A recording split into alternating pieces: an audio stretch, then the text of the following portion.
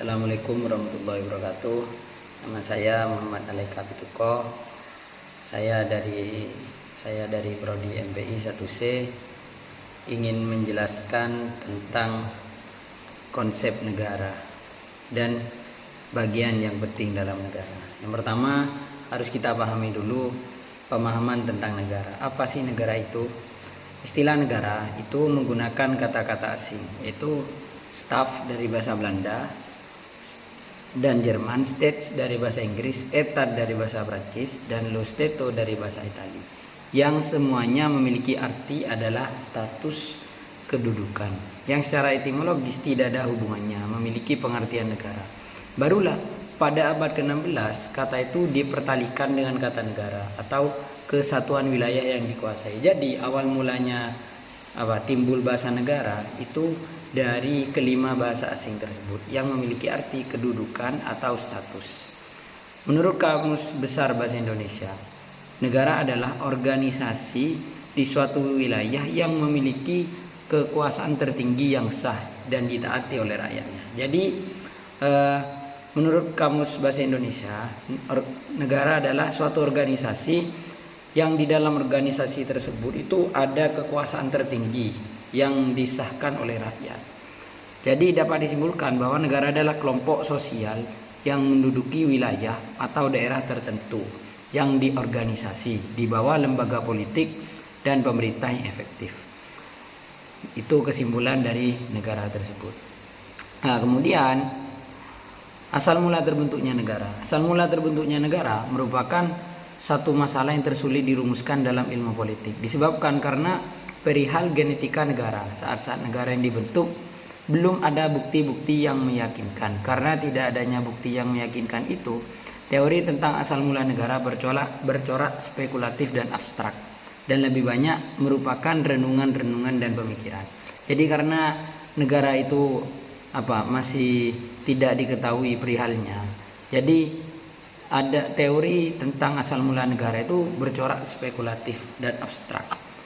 Teori spekulatif memiliki bagian diantaranya kontrak sosial, teori teokratis, teori kekuatan, teori patriarkal, teori organisasi, teori organis, teori daluarsa, teori alamiah, dan teori yang bersifat idealistis. Teori kontrak sosial atau teori perjanjian masyarakat beranggapan bahwa negara dibentuk berdasarkan perjanjian-perjanjian masyarakat. Jadi menurut teori kontrak sosial ini, awal mulanya terbentuk negara itu dari perjanjiannya masyarakat. Kemudian yang kedua masih dalam lingkup teori spekulatif, yaitu teokrati atau ketuhanan. Teori ini bersifat universal, dapat ditemukan baik di dunia timur maupun dunia barat, baik di dalam teori maupun dalam praktik. Jadi teori teokrati ini banyak ditemukan dalam belahan dunia atau yang kita kenal dengan ketuhanan. Yang ketiga, teori kekuatan adalah hasil dominasi dari kelompok yang kuat terhadap kelompok yang lemah. Negara terbentuk dengan penaklukan dan pendudukan. Jadi awal mulanya terbentuk negara itu dari negara yang kuat menaklukkan kepada negara yang lemah. Ini menurut teori kekuatan. Terus ada teori patriarkal dan teori matriarkal. Teori patriarkal adalah kesatuan sosial yang paling utama dalam masyarakat primitif. Dimulai dari ayah yang berkuasa dalam keluarga dan garis turunan diambil dari pihak ayah. Selanjutnya keluarga berkembang biak dan terjadilah beberapa keluarga yang kesemuanya dipimpin oleh kepala, yaitu ayah. Menurut teori patriarkal ini, kesatuan sosial yang paling utama dalam masyarakat primitif dimulai dari sosok ayah. Kenapa dari sosok ayah? Karena dari ayah tersebut itu sudah timbul sebuah organisasi kecil itu. Terus yang selanjutnya ada teori matriarki. Dalam hal ini adalah persekutuan yang terdapat hak-hak keibuan yang mungkin didampingi pemimpin kaum ayah. Jadi kalau menurut matriarki ini tentang hak-hak ibu, berbeda dengan yang di atas yang patriarki, yaitu tentang ayah. Ada teori organis, konsepsi organisasi tentang hakikat dan asal mula negara dianggap atau dipersamakan dengan makhluk hidup, manusia atau binatang. Jadi disamakan dengan manusia. Ada teori alamiah tentang asal mula negara, pertama-tama dikemukakan oleh Aristoteles. Baginya negara adalah ciptaan alam. Kodrat manusia membenarkan adanya negara. Jadi kalau menurut teori alamiah ini berdasarkan Aristoteles, negara itu awal mulanya itu dari ciptaan alam, manusia yang membenarkan adanya negara tersebut. Terus ada teori idealistis, dikenal juga dengan nama lain seperti teori mutlak, teori filosofis, dan lebih lazim lagi dengan nama teori metafisis. Nah, teori ini bersifat idealistis karena merupakan pemikiran tentang negara sebagaimana negara itu seharusnya ada. Jadi maksud dari ini, negara itu adalah ide gitu. Jadi kesimpulannya, menurut teori idealistis, adanya negara itu dari individu dan kelompok orang. Jadi ada sebuah perkelompokan dan ada inisiatif dari orang, kemudian terbentuklah negara. Yang terakhir, yang selanjutnya ada teori historis. Nah, ini udah keluar dari teori spekulatif atau abstrak.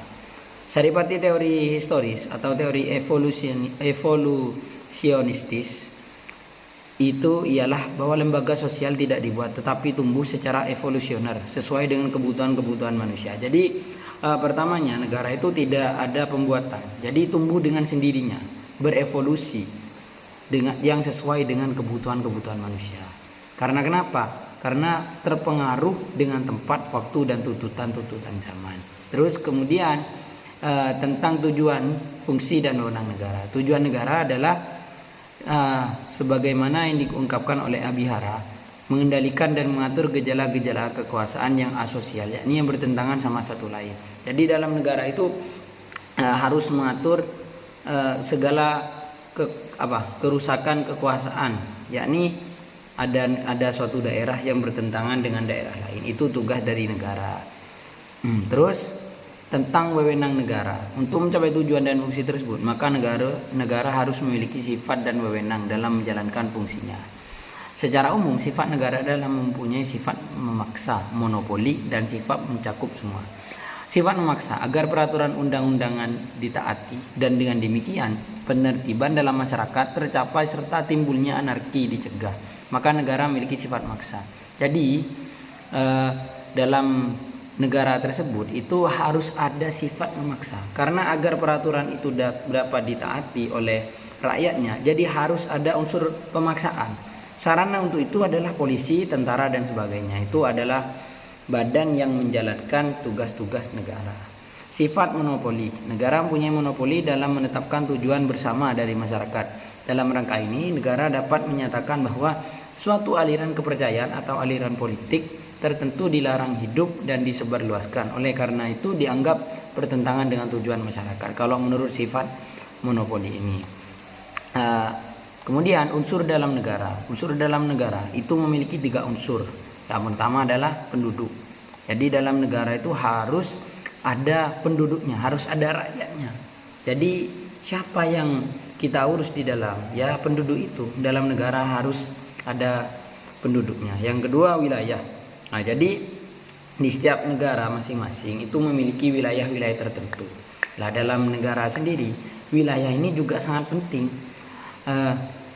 Maka wilayah itu adalah landasan. Apa sih wilayah itu? Wilayah adalah landasan material atau landasan fisik negara. Jadi di setiap negara itu memiliki wilayah masing-masing. Yang terakhir adalah pemerintah. Pemerintah yang mengatur dalam negara sendiri itu adalah pemerintah atau yang menjalankan semua tugas negara. Baik itu dari saya. Jadi saya simpulkan, kesimpulannya negara itu adalah organisasi yang memiliki kekuasaan tertinggi yang sah yang ditaati oleh rakyat.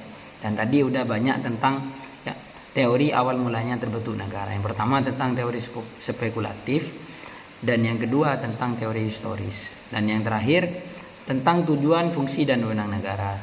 Jadi tujuan negara itu untuk mengatur segala kerusakan yang berada dalam negara. Terus wewenang negara itu menjalankan fungsinya. Jadi fungsi yang tadi itu harus dijalankan. Itu yang dinamakan wewenang negara. Yang ketiga ada unsur-unsur negara. Jadi negara itu bisa terbentuk itu harus memenuhi 3 unsur tadi, yaitu yang pertama penduduk, wilayah, dan pemerintah. Baik, sekian dari saya, kurang lebihnya mohon maaf. Assalamualaikum warahmatullahi wabarakatuh.